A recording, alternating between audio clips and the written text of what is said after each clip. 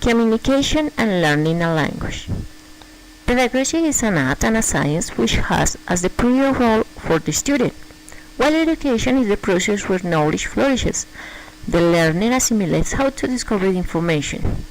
An approach is the way we follow to get knowledge, those techniques and methods.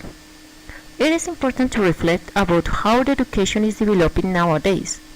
It looks like a mechanism system, but we are humans, hence the best schools consider the context. Through history, education has been as an individual learning process with the tutoring, until the big classroom with lots of students, from traditional to progressive one, and for being a right for males to include women in it. Also, since the past, it was only for rich people, and at this time they tried to be for everyone, no matter circumstances.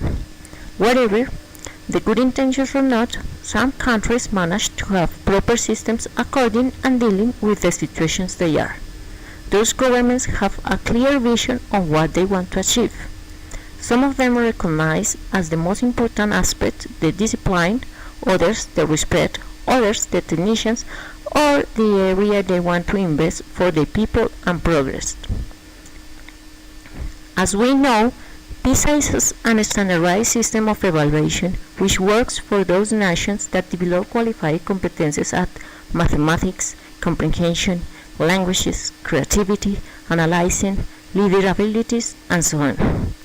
But in Colombia, we try to apply the exam that assesses those capabilities that we do not practice at schools.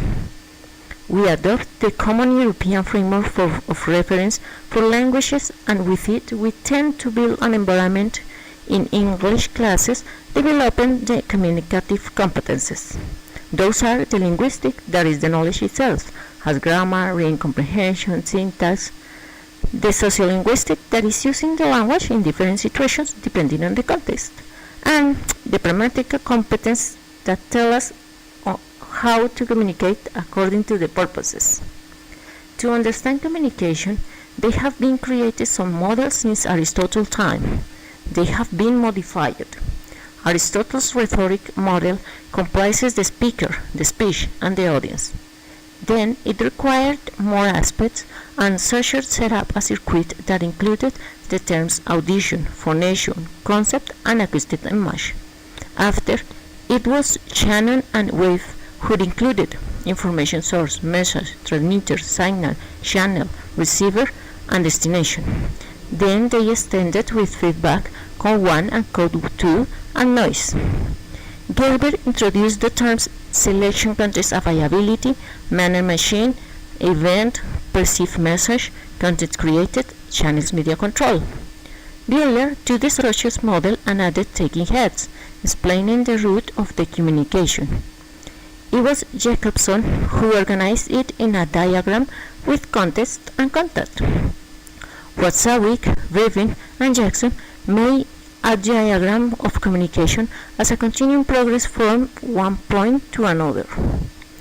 And Jules von Thun drew phrases with 4 different features by producing and receiving the messages. Those are the factual information, self-statement, relationship, and appeal.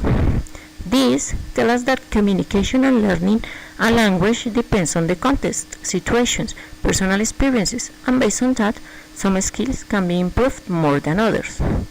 If we come back to the CEFR, we see that the European Council standardized as much as possible the competences a person may have to learn a language.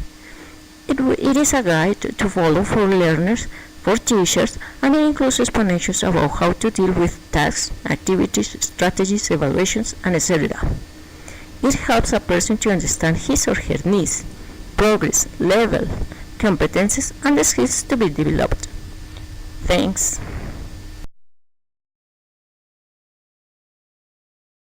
Created using Powtoon.